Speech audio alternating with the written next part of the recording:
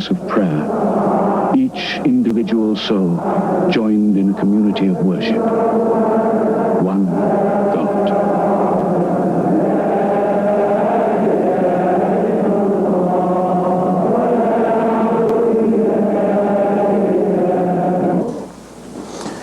الحمد لله وأشهد أن لا إله إلا الله وحده لا شريك له.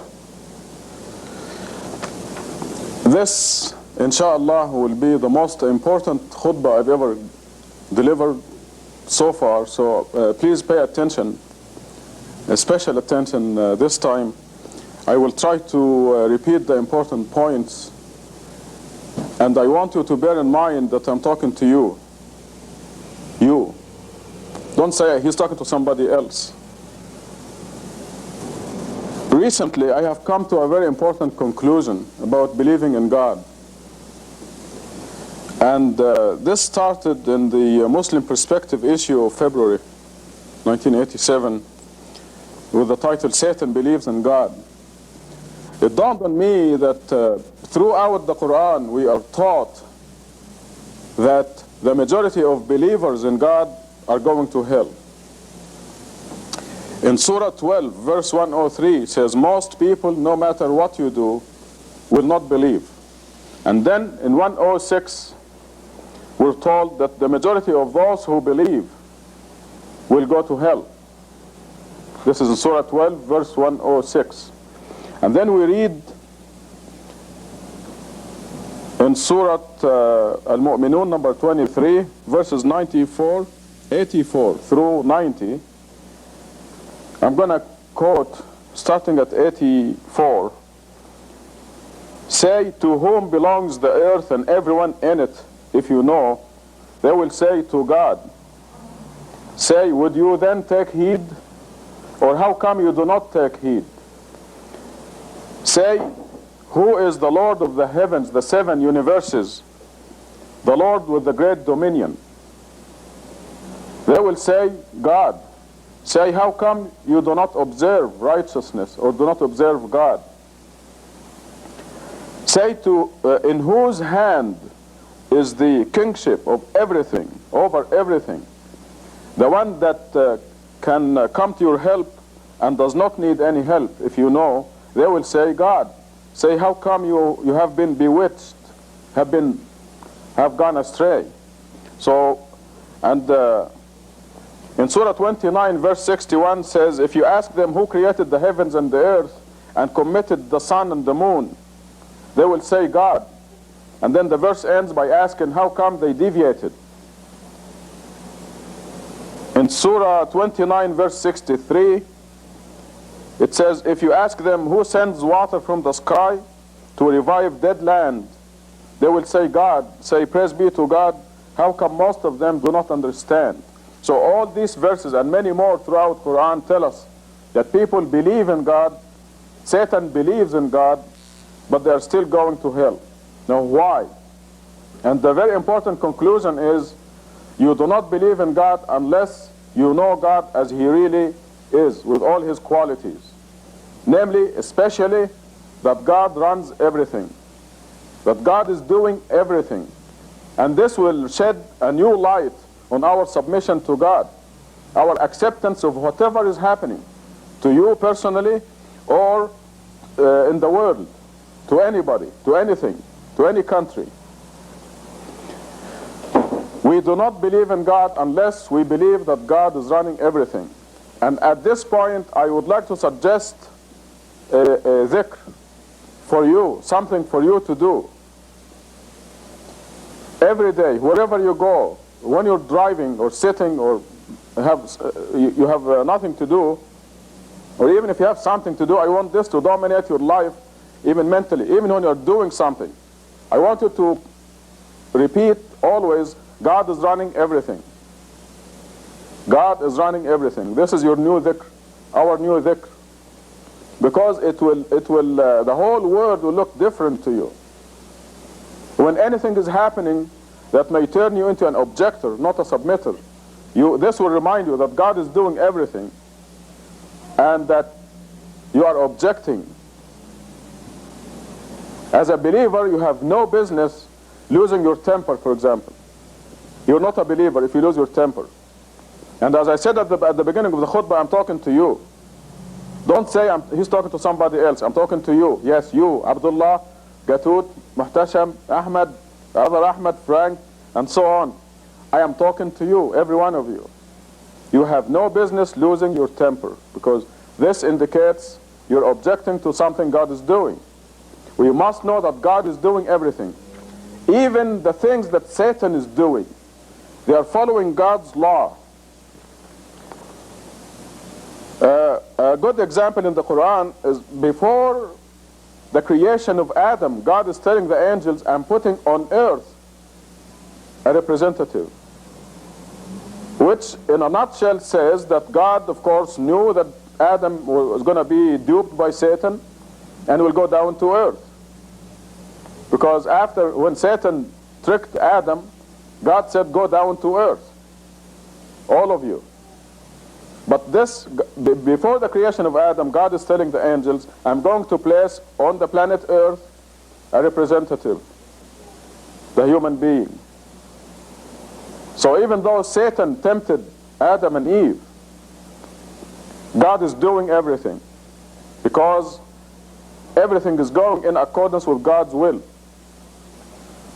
This is our new dhikr. When you're driving, when you're sitting, when you're doing anything, eventually it's going to happen mentally. Every cell in your body is going to say, God is running everything. And this is the true believer. This is the believer in God who will not go to hell. The majority of believers in God are going to hell because they do not believe that God is running everything. In Surah 8, verse 17, a classic example. It is not you who killed them. That was after the battle, one of the battles in early Islam. It is not you who killed them, it is God who killed them. It is not you who threw when you threw the arrow or the gun or whatever. It was God who threw. I mean, this is a very important conclusion, and this is why I think this is the most important khutbah I've ever given to you.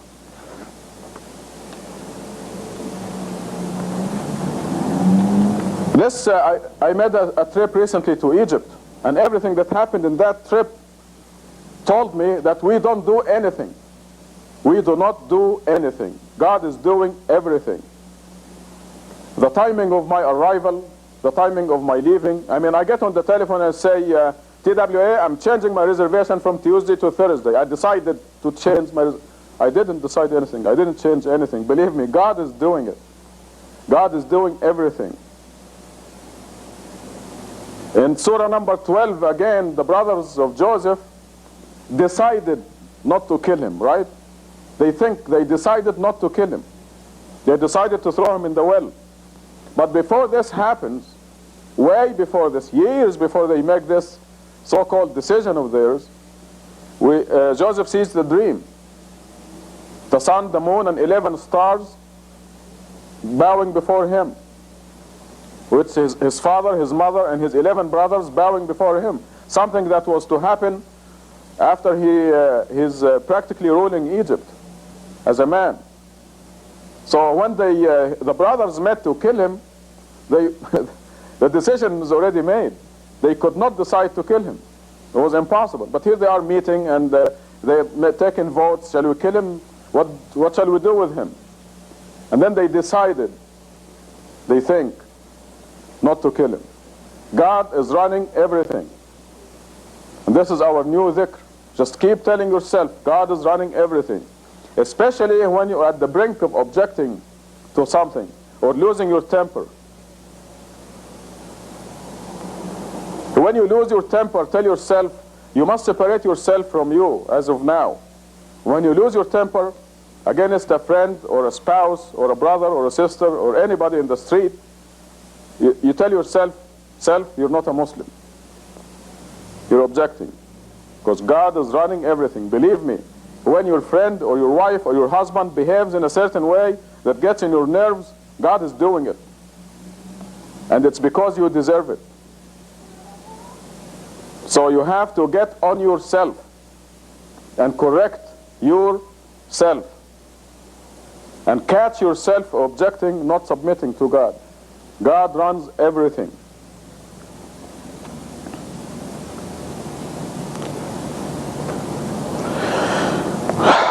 want to give you an example so you understand how God is running everything and how we have the freedom of choice. Suppose I had a temporary ability of traveling in the future, let's say for 1 week. I travel in the future and I see what happened to you, what decision you made. Okay, so I traveled all the way to next Friday and I saw exactly where you went, what kind of decision you made. Now back to this Friday, I'm giving you a choice to go to New York or to California. So I want to give you a choice to go to either New York or California.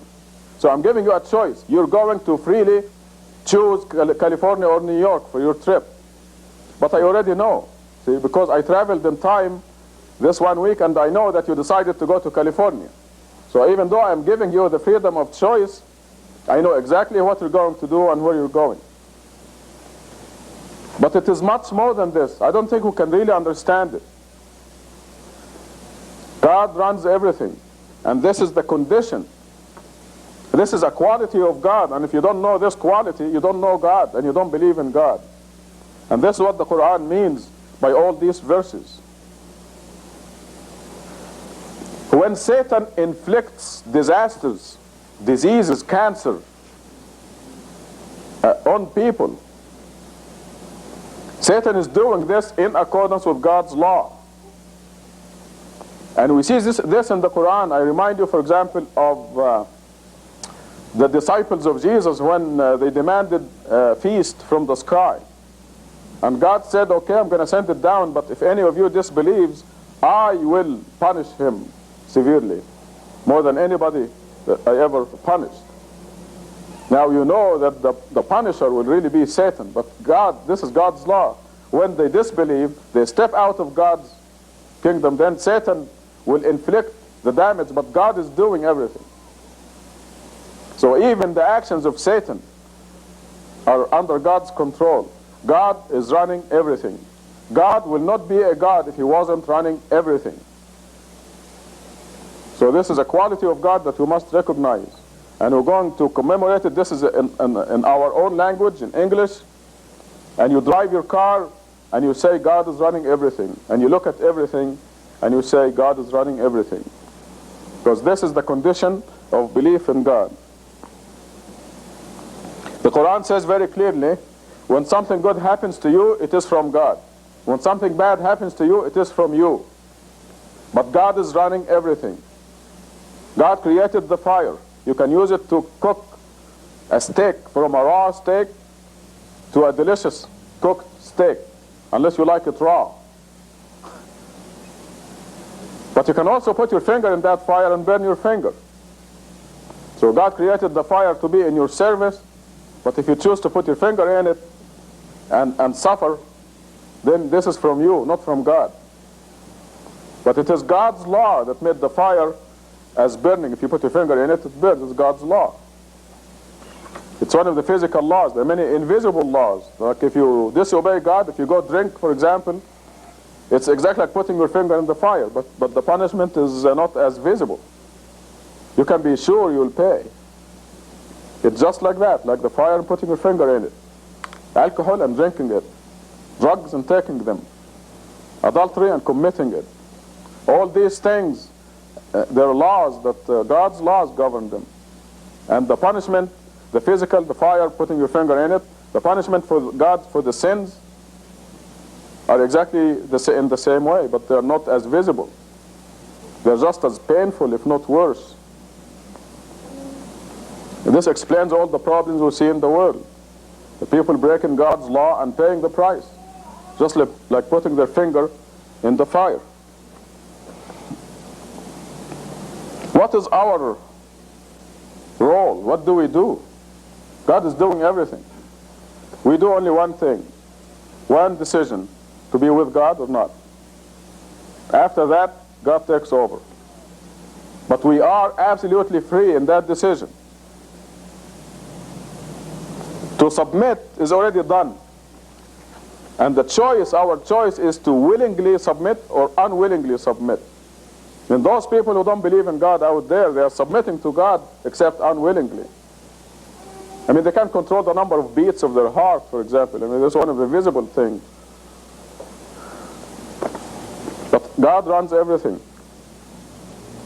When Reagan decides to agree with the Russians on limiting nuclear weapons, he's not deciding anything. He's just like Joseph's brothers. He thinks he's deciding to meet with the Russians, or vice versa. But God runs everything.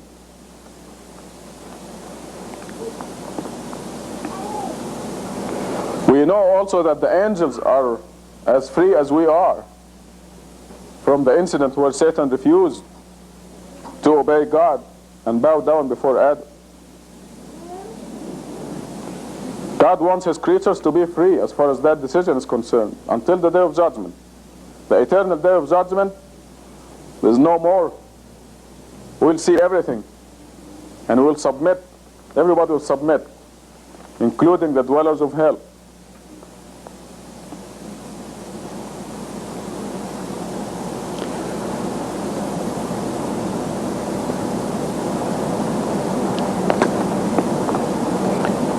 Turns out that if we believe that anybody is doing anything, this is shirk. This is idol worship. You're putting somebody who's doing something with God next to God. It negates the idea that God runs everything. So if you think anybody is doing anything, I mean, this is, by definition, is shirk, idolatry. This is why we're going to remind ourselves, against Satan's ideas. We're going to always say, God runs everything. You're going to do it for a while and then you'll forget, like I forget. So I'm going to keep after me and after you, and we're going to repeat that. I'm going to remind you and you remind me, and we will always continuously, until every cell in our body is declaring God is running everything. Because this, like I said, sheds a whole new light on submission, the idea of submission.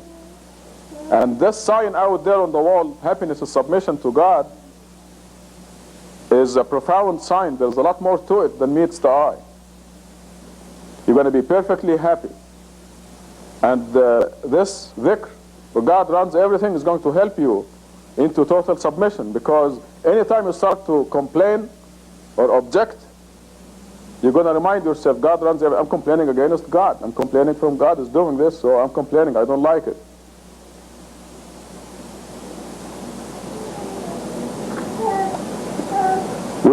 Sometimes we turn into complainers.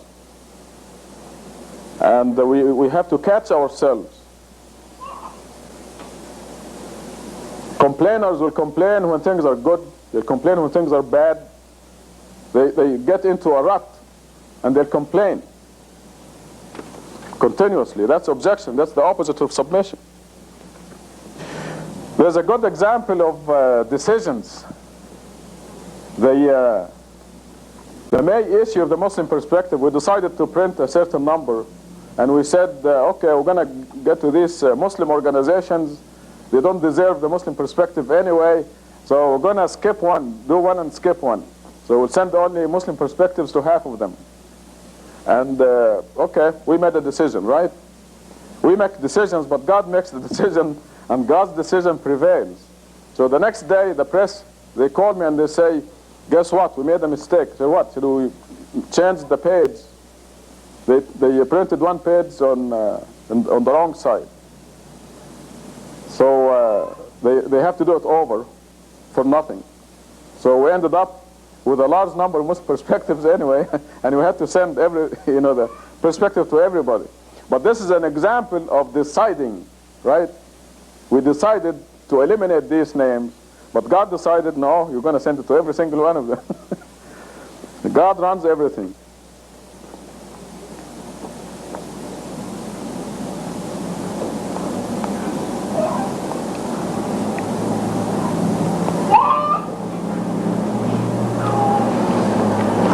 Tubu ilallah, repent.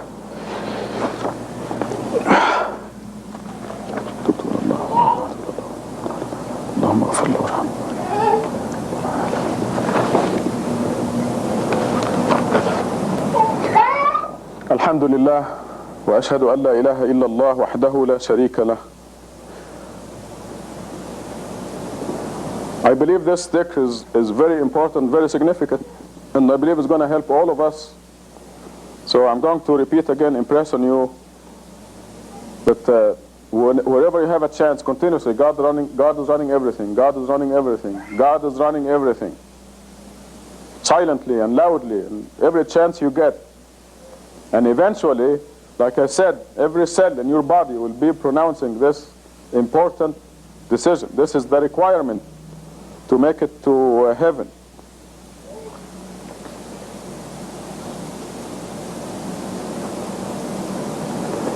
I want to talk again about being upset and fighting with anybody. Being upset, complaining, fighting. For your own good, you shouldn't do that. We should not do that for our own good, because it backfires manifold. When you say a hurting word or a hurting look, the Quran goes all the way to suspicion. Inside of your head, if you're suspicious of some, you look at me and I have a stomach ache or something, and I'm making a face, and you say, this guy is not friendly to me, you've committed a sin. And it's going to backfire on you. You're the one who's going to suffer. You must seek excuses for the people. If I pass by you and I'm making a face, it is not because I hate you. Probably I do. Maybe I do. But what you are supposed to do is, oh, he must have a headache or a stomach ache or something is bothering him. And you love me instead of hate me for your own good. But if I am making a face, if I'm passing by you and I'm making a face, and you assume that I do it because I don't like you, and it is true, even that little suspicion in your head will hurt you, will backfire on you. So let alone being loud, calling names. These backfire on you for your own protection, for your own peace of mind and happiness. Don't do it. And the reason is that the mechanism of it is that it is objection.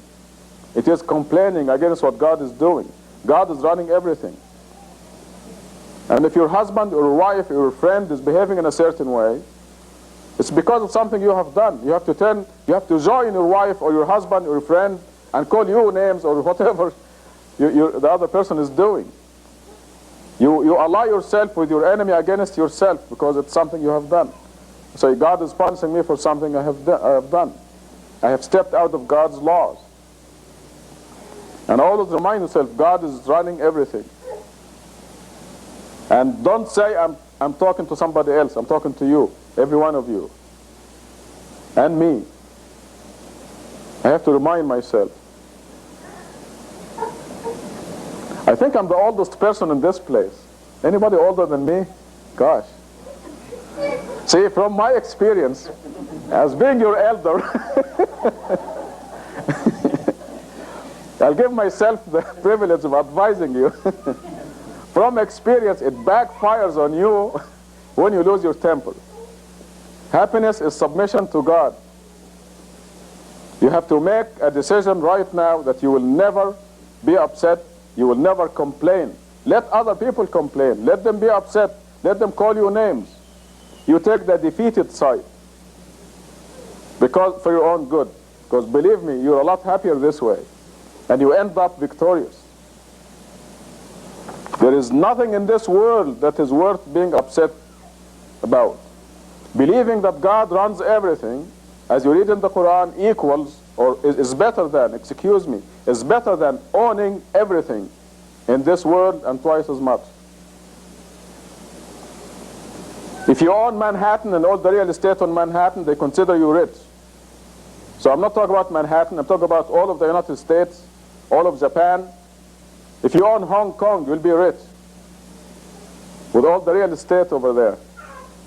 But believing in God the proper way is better than owning everything in the whole world and twice as much. Does this make you happy? It should. The simplest thing you do as a believer which is praying 5 times a day, if you put it in the right perspective of a person who believes, is the greatest thing that can happen to anybody. Okay, I want you to put yourself in this situation. You receive a telephone call from the White House. You say, Frank, Jürgen, you're invited to have lunch with the president next Wednesday. Okay, I'm going to use Frank as an example. Frank immediately will call his work. I'm not coming to work on Wednesday. And will call his friends. Guess what? I'm invited to lunch at the White House.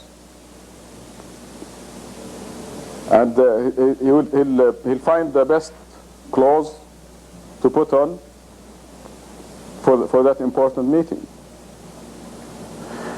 Well, 5 times a day you have an appointment with the King of Kings. If you believe that God runs everything, that God is the president of the whole world, that Reagan is a dinky servant, an insignificant creature of God, if you really know that, well, is this what you will do for every prayer? You have an appointment with God 5 times a day. You're going to call work and say, I'm not coming to work because I have an appointment with the president of the whole universe. So this puts things in perspective.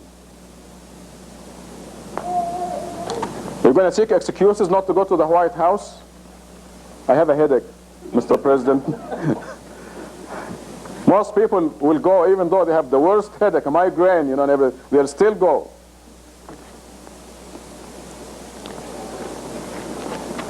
Okay, I finished the main topic, and there are 2 points that I would like to mention before I close. One of them is something that I started to do. I should have done it a long time ago. There's a statement in the Quran that says, eat and drink, but in moderation, not too much. So I started doing this after Ramadan, and it feels great not to fill your stomach too much. I mean, look at the wisdom of the Quran. Kulu washrabu wala tusrifu. Eat and drink, but in moderation, not too much. And it's a great thing. If I continued the same, I wouldn't be able to wear this suit. So I'm beginning to put on some of my clothes that I had discarded. God created in the universe. This will help us appreciate God and how He is running everything, and will induce us to make this new dhikr continuously. In the last issue of Parade magazine, Carl Sagan wrote an article about billions and billions. God created 1 billion trillion stars. Now forget the planets that go with these stars, and forget the fact that the sun is one of the dim stars. A bright star is defined as a star that is 1 million times, at least 1 million times as bright as our sun. So God created 1 billion trillion stars. And here there's a table from Parade that says how long it would take to count to this number. You know, the billion trillion, or 1 billion trillion will have 7 times 3, 21 zeros, which will make it a septillion. 1 billion trillion is a septillion. Okay, so but here they went as far as a quintillion. Okay, let's just go to the small number. Okay, quintillion. Yeah. Quintillion is 1, 2, 3, 4, 5, 6. 6 times 3, only 18, not 21. The quintillion, how long it will take you to count this number from 0, 1 count per second, night and day. You know how long it will take you to count the quintillion? Let's forget the other 1 million stars. And let's forget the planets and the heavenly bodies and all this. It will take you, listen to this, you're going to say 1, 2, 3, 4, just counting, okay? Not creating, counting. It's going to take you 32 billion years, which is more than the age of the universe. Okay? I mean, the universe is not 32 billion years, but if you just count, you look at the stars and count them one by one, it's going to take you 32 billion. This is mathematics, because you divide the quintillion by the seconds and the minutes and the days and so on. It will take you 32 billion years to just count them. And God created them. Okay, so you can appreciate the greatness of God. أقم الصلاة. Allahu Akbar, Allahu Akbar, Allahu Akbar, Allahu Akbar, La ilaha illallah. Allahu Akbar.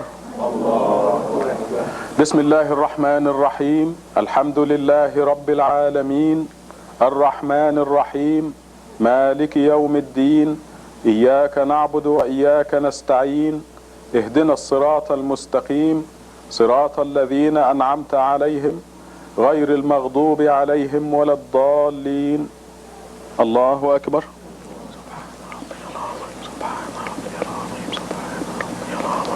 سمع الله لمن حمده. الله أكبر. سبحان ربي الأعلى سبحان ربي الأعلى سبحان ربي الأعلى. الله أكبر. الله أكبر. سبحان ربي الأعلى سبحان ربي الأعلى سبحان ربي الأعلى. الله أكبر. بسم الله الرحمن الرحيم الحمد لله رب العالمين الرحمن الرحيم مالك يوم الدين إياك نعبد وإياك نستعين اهدنا الصراط المستقيم صراط الذين أنعمت عليهم غير المغضوب عليهم ولا الضالين الله أكبر. سبحان ربي العظيم سبحان ربي العظيم سبحان ربي العظيم. سمع الله لمن حمده. الله أكبر. سبحان ربي الأعلى سبحان ربي الأعلى سبحان ربي الأعلى. الله أكبر.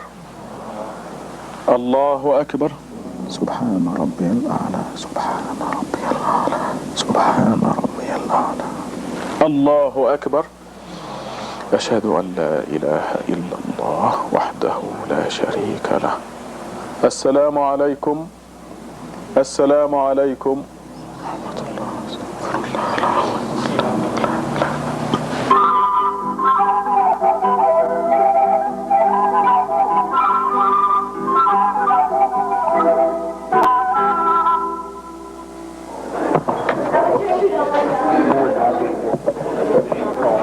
Roll call. Mr. Miller? Here. Mr. Barrow? Here. Ms. Heckman? Here. Mr. Ford? Mr. Ford is excused. Mr. Laws? Here. Mr. Davis? Here. Mayor Murphy? Here. Item 2. Invocation, Pledge of Allegiance. The invocation this evening will be given by Imam Rashad Khalifa of the Islamic Mosque of Tucson. Will you please remain standing for the Pledge of Allegiance to the flag?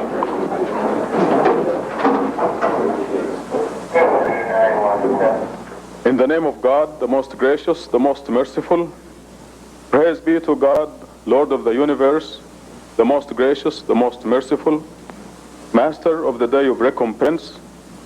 Only you we worship, only you we ask for help. Guide us in the right path, the path of those who deserve your blessings, not of those who incur your displeasure, nor of those who go astray. Amen.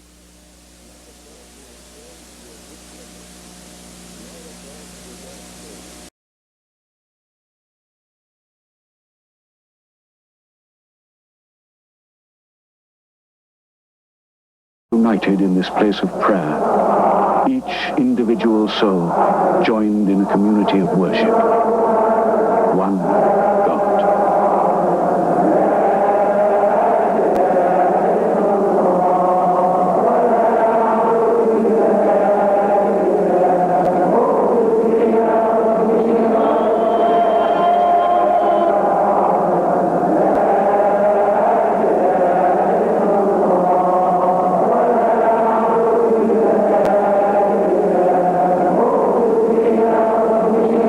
Praise God. We bear witness that there is no God except the one God. There is no other gods or idols besides Him.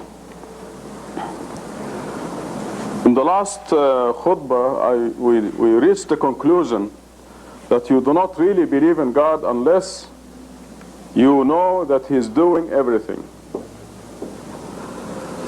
You make the initial decision. This is our role. We make a decision to be with God or not.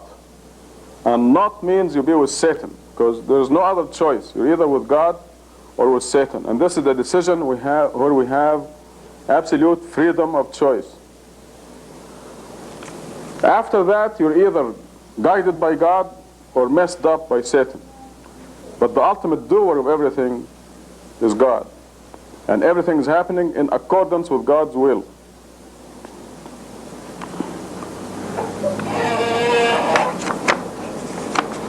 I want today to compare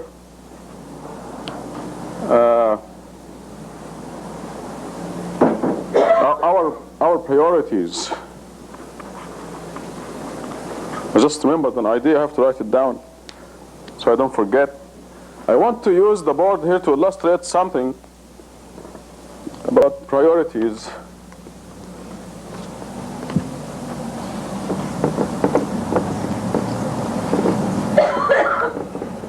Most people do not know who they are. We recognize now the human being as consisting of two entities. Just to make it very simple, the body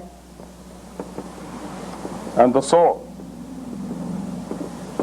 The body goes on for, let's be optimistic, about 100 years.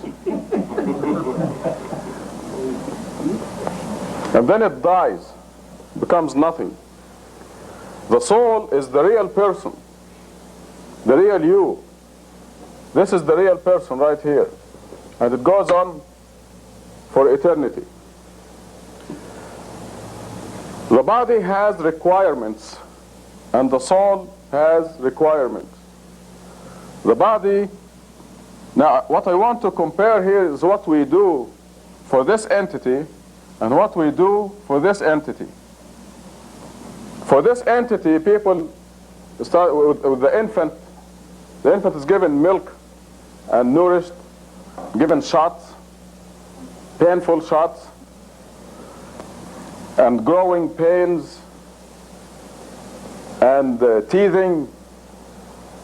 And then they go to school. The body goes to school. You know, you have to go to school, right? If you want to be, there's a commercial on the radio and TV now by, what is the name of that comic cat? Garfield. He said, if you want to be a fat cat, go to school. Go to college, I think he said. So you go to school and you take tests and go through the homeworks and the absence reports and chastising from the parents and the teachers and working very hard studying. You know, school is not popular with most of us. You go through grade school, junior high school, then you go to high school and all the hard work involved in it, and you're so glad to graduate only to go into college.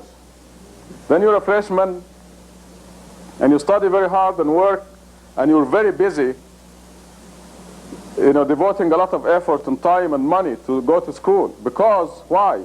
Because this body, you want it to dress nicely, you have good clothes, and you want to buy a house, preferably in the foothills,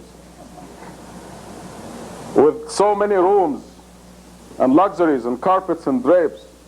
This body wants that, and you work hard for that. You graduate from college and you apply for jobs. You go to the placement office and you stand in line for the interviewers, the people who interview you, and you are very polite to be interviewed. You want to be bright, you want to pretend to be bright, and you want to put on your best appearance and some sense of humor and intelligence, abilities.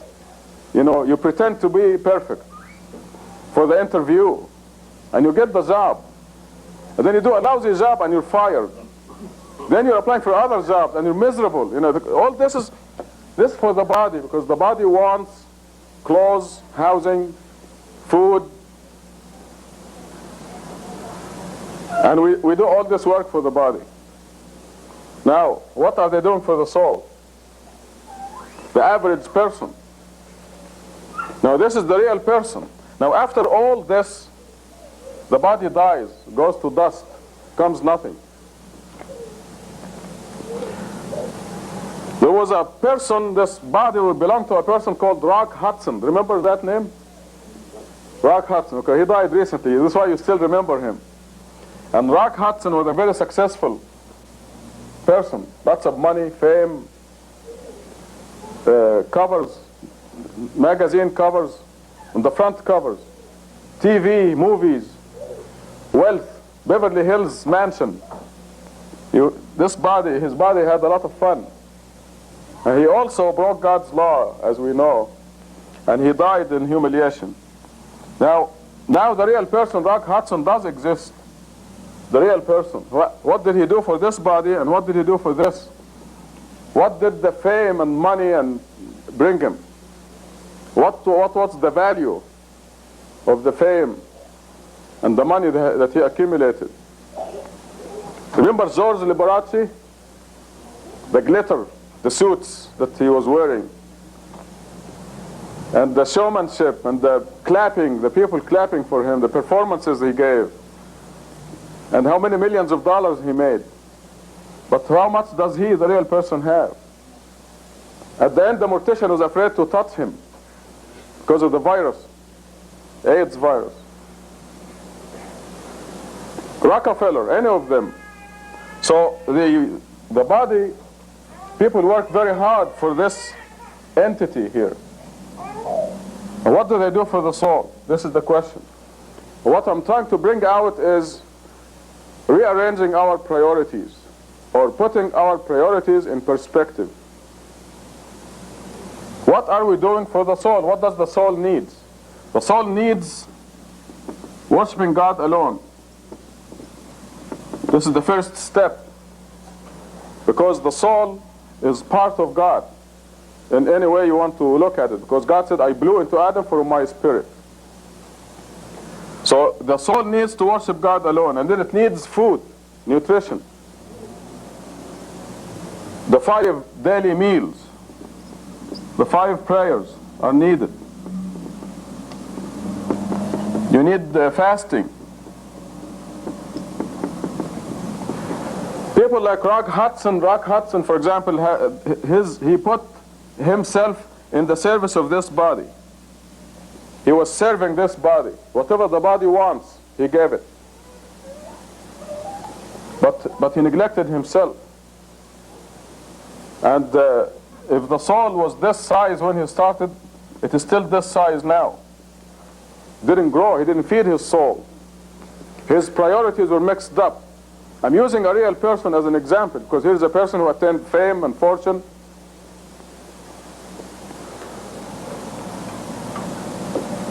The conclusion from this is that anything that we do that is not developing our soul is a waste of time. If you do anything that has nothing to do with God, it's a waste of time. So when you wake up in the morning, until the end of the day, you ask yourself, am I doing this for God? Which is another word for feeding your soul. Because anything you do for God causes your soul to grow and develop. It is actually for yourself, for the real entity. So we have to rearrange our priorities, put them in perspective. How much of the day are you doing for the body, and how much are you doing for you? You went to school and suffered through examinations to have a good job. What did you do for you?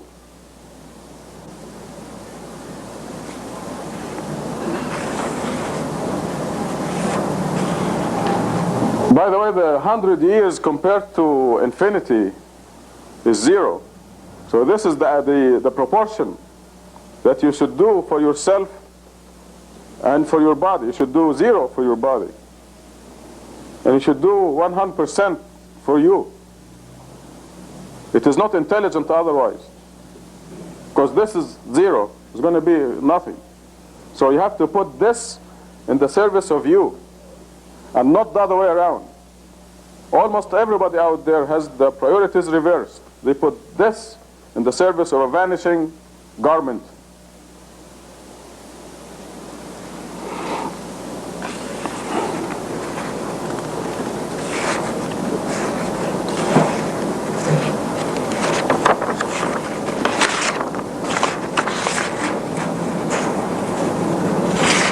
توبوا إلى الله. Repent. تبت إلى الله ورجعت إلى الله وندمت على ما فعلت. اللهم اغفر لي وارحمني بما تب علي يا رب العالمين.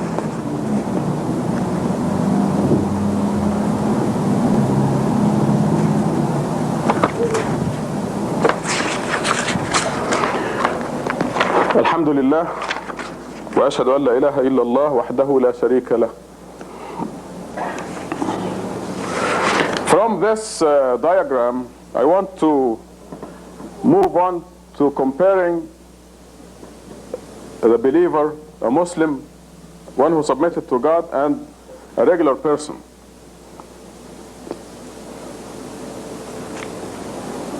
I was looking out the window the other day. I prayed my morning prayer,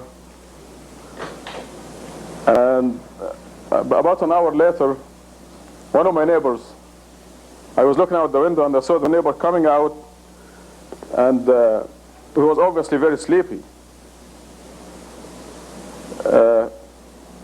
His hair was all messed up, and you can imagine he just got up, you know. He's walking like this, can hardly walk. He's young, I mean, he's not old. His clothes are a mess, and he was out to get the newspaper. Now, a Muslim wakes up in the morning, the first thing he says or she says, Bismillah ar-Rahman ar-Rahim, La ilaha illallah, wahdahu la sharika lah. The first thing a person says. Remember, we pledged this in one of the khutbahs. The first thing you get, I hope you didn't forget. We do forget once in a while, but the first thing when you get up in the morning, Bismillah ar-Rahman ar-Rahim, in the name of God, La ilaha illallah, wahdahu la sharika lah. Because this is what you will do when you get up on the day of resurrection. Whatever you say every morning. And I have to repeat what the most people say when they get up in the morning and they look in the clock and it is Osh, and that's what they will say. That's exactly what they say on the day of judgment when they get up in the morning. Osh. Because usually they are up late, you know, they get up, they turn the alarm off and go back to sleep. And then when they get up next time, it's too late, and they utter the 4-letter words. So the Muslim gets up in the morning, Bismillah ar-Rahman ar-Rahim, La ilaha illallah, wahdahu la sharika lah. When you get up on the day of resurrection, if this is a habit here, it's going to be a habit also on the day of judgment. God will see to it. God will help you. And there is no place to go to when you get up on the day of resurrection saying, Bismillah ar-Rahman ar-Rahim, La ilaha illallah, wahdahu la sharika lah. There's only one God. There's no place to go but heaven on the day of resurrection. So this is what the Muslim does. Now, what did my neighbor do when he got up in the morning? Looking for the paper. God is not on his mind. Just like the average person. I hope God was on his mind, but it didn't look like it. And then the Muslim goes to do his ablution or her ablution. So you go and do ablution in the morning and you pray the morning. This is the first thing you do. And this act of ablution and the morning prayer is very refreshing. You're alert, you look nice, you washed your face, you combed your hair. You will not look like this guy.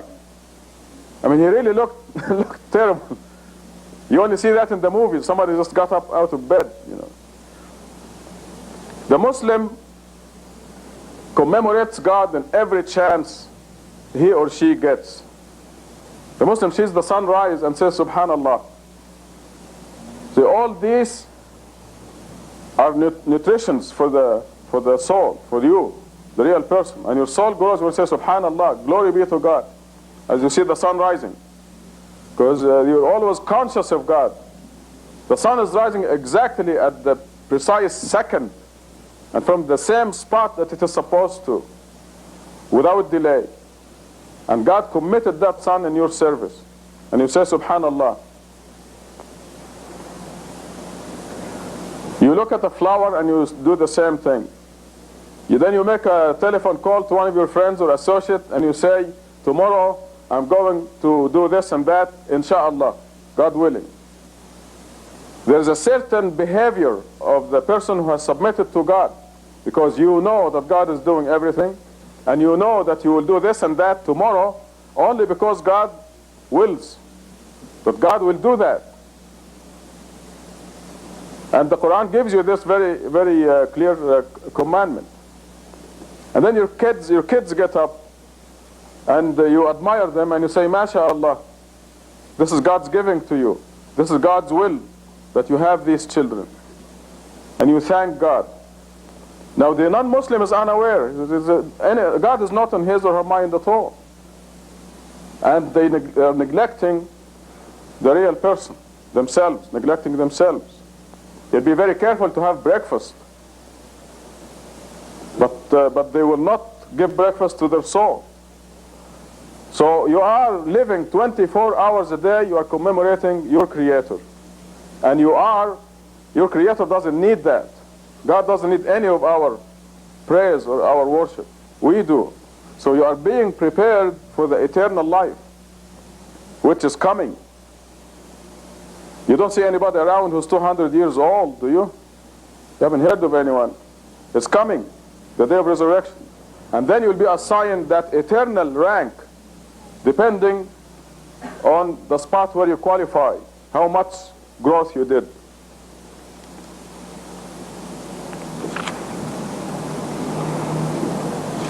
So far I talked about rearranging the priorities, or putting the priorities in perspective, and how much time we devote to your soul, how much time, the real person, and how much time you give to your job and your boss and your family and so on.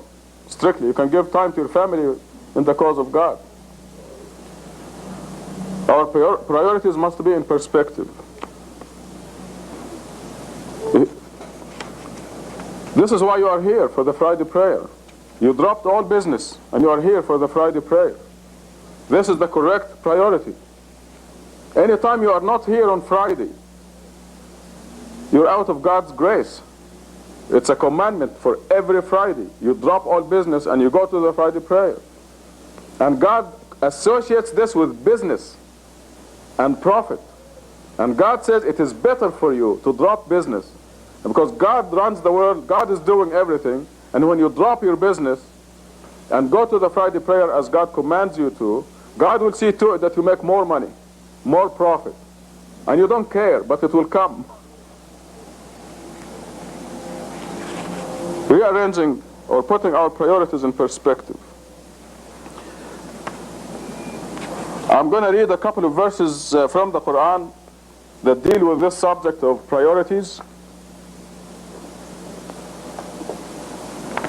In Surah 18, starting at verse 45, it says, "Cite for them, A'udhu billahi minash shaitanir rajim. I seek refuge in God from Satan. Bismillahir Rahmanir Rahim, in the name of God." It says, cite for them the example of this world, like sending water from the sky that causes plants to grow on the earth and then turns to hay, blown away by the wind. This is this world. This is the example of this world in verse 45 of Surah 18. The plant grows, it is strong. You see all those flowers out there? They're very nice. Watch them. They're going to turn into dry, something like hay, and they blow away. In fact, the time will come and you will say, want to remove this stuff from here. It's going to be dry and shriveled. And this is how this world is. The next verse, it says that money and children are the beauty of this life, or the adornments of this life. This is what are the good things of this life. Money and children. In Arabic, al-mal wal-banuna zinatul hayat ad-dunya. And I've heard many people, they say, God says that money and children are the adornment of this life. I have lots of children. Where is the money? So, but generally, money and children are adorning, are the beauties or the adornment of this life. And then the rest of the verse says, however, the eternal righteous works, or baqiyatu salihat in Arabic, that the righteous works that last forever, we're talking about the real person here, are far better for you. So money and children and properties in this world, they are the good things in this life. And God tells us what is better than that. Like I mentioned in the last khutbah, worshiping God alone and nourishing your real person, the Quran says, is much better than owning everything on this earth and twice as much. All the real estate in Vancouver and New York,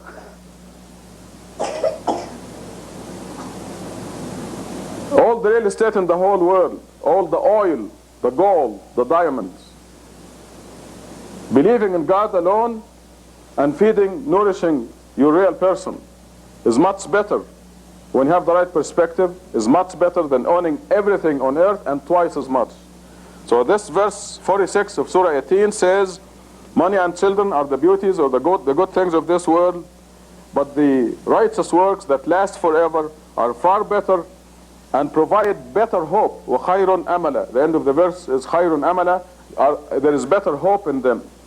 If there is no hope in the properties, Rock Hudson was very famous and very rich. George Liberati's mansion, still you can go as a tourist and look at it. But he's not there. Because there is something better that he could have acquired. That is righteous works. And developing his soul in order to withstand life next to God in the hereafter. If he didn't develop his soul, he will not stand being close to God. And the verse 47 says, because the day will come when we remove the mountains and you see the earth barren, everything will go. And then we will gather every single one. The Arabic says, فَلَمْ نُغَادِرْ مِنْهُمْ أَحَدًا. We will not leave a single person. God says we're going to gather everybody for this reckoning.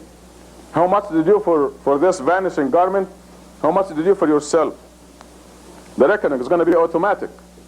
But every single one will come to account.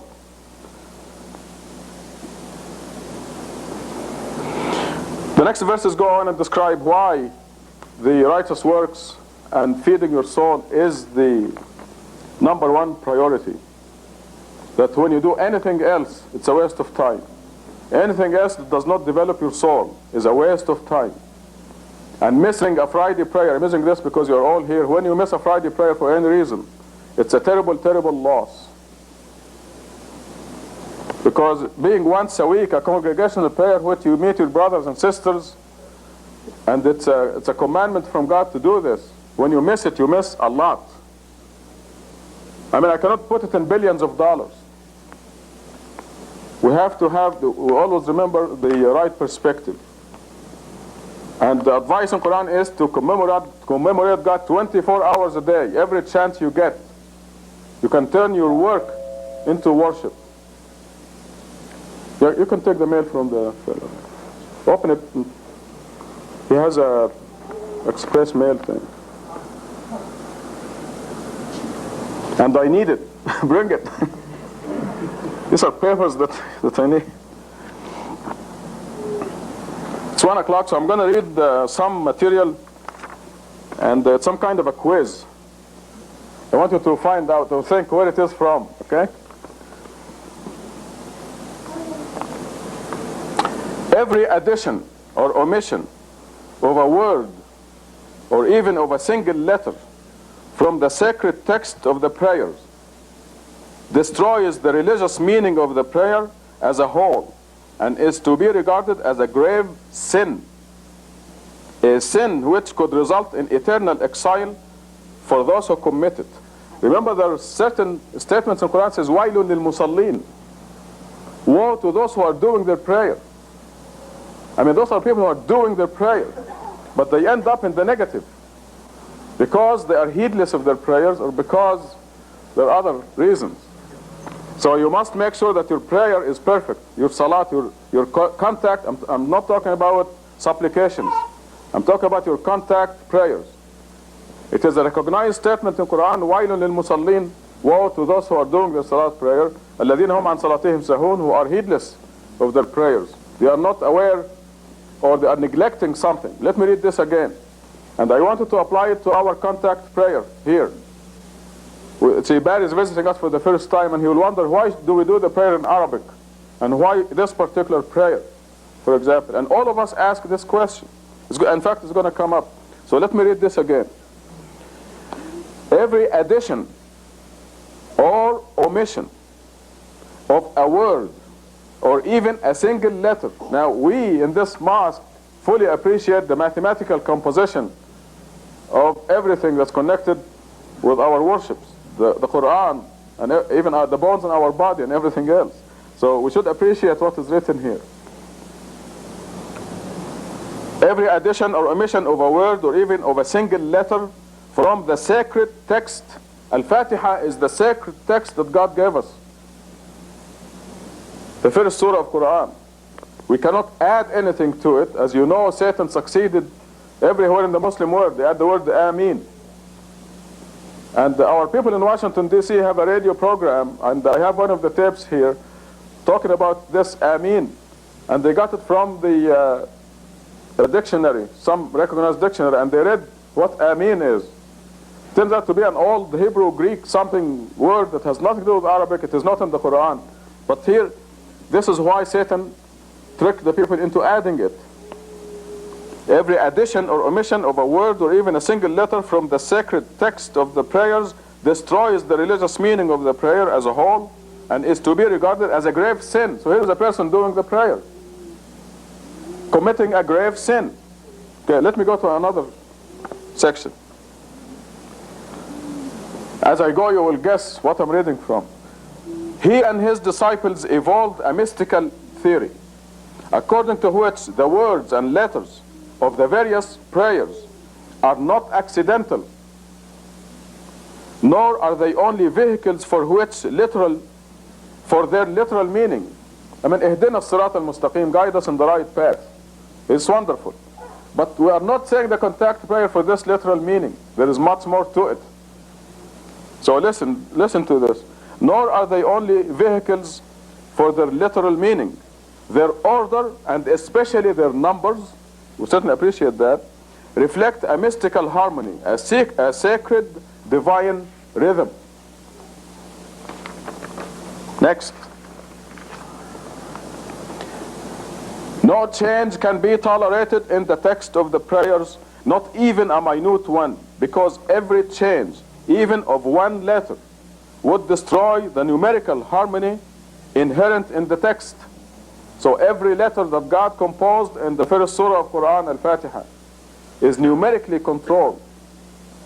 The sounds, when you say Alhamdulillahi Rabbil Alameen, this is composed by God for a specific reason, a combination that causes your contact with your Creator. Oh, listen, it's coming up.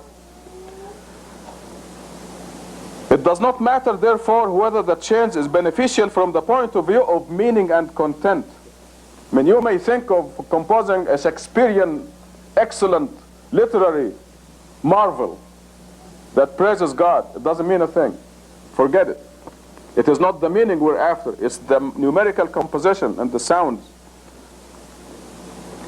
For this level of meaning is not the most important one in the prayers. The text was formed by God, I'm adding this by God, to reflect mystical harmony, and any change would destroy it. The second point here is the liturgy, that is the contact prayers, Al-Fatiha. The liturgy received new importance and new meaning within the framework of religious practice after discovering the numerical importance of it. A completely new dimension was added in this way to the daily prayer service. It stopped being just a reciting of requests and praises of God in ancient formulas, Arabic, for example, and became a vehicle for becoming a participant in a mystical divine harmony. The prayers suddenly received a new depth of meaning and importance, which was undreamed of in the 1,000 years that had passed since they were formulated. Next.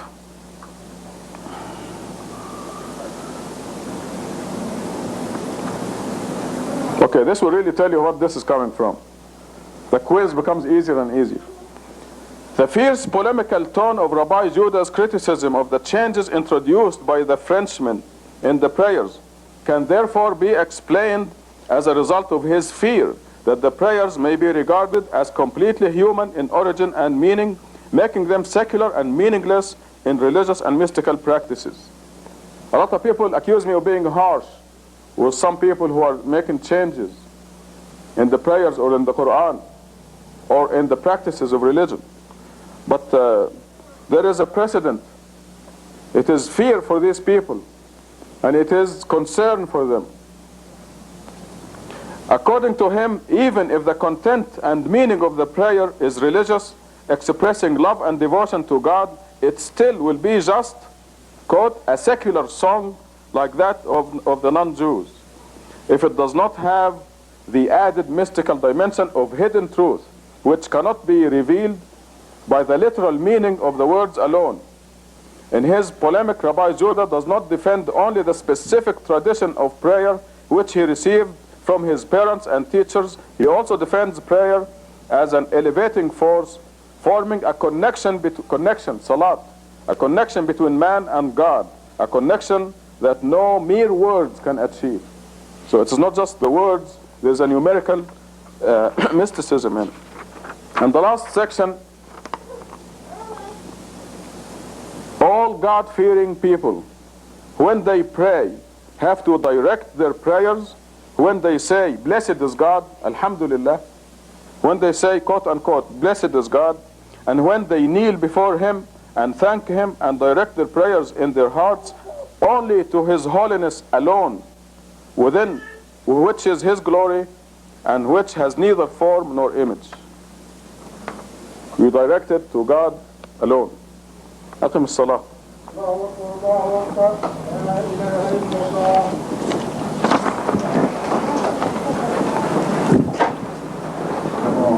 بسم الله الرحمن الرحيم الحمد لله رب العالمين الرحمن الرحيم مالك يوم الدين إياك نعبد وإياك نستعين اهدنا الصراط المستقيم صراط الذين أنعمت عليهم غير المغضوب عليهم ولا الضالين. الله أكبر. سمع الله لمن حمده. الله أكبر.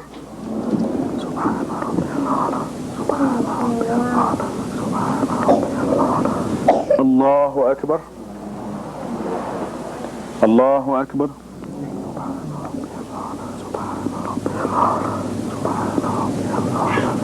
الله أكبر. بسم الله الرحمن الرحيم الحمد لله رب العالمين الرحمن الرحيم مالك يوم الدين إياك نعبد وإياك نستعين اهدنا الصراط المستقيم صراط الذين أنعمت عليهم غير المغضوب عليهم ولا الضالين. الله أكبر.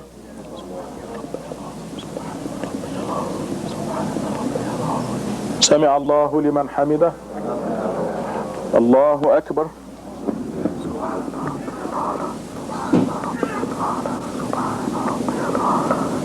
الله أكبر. الله أكبر.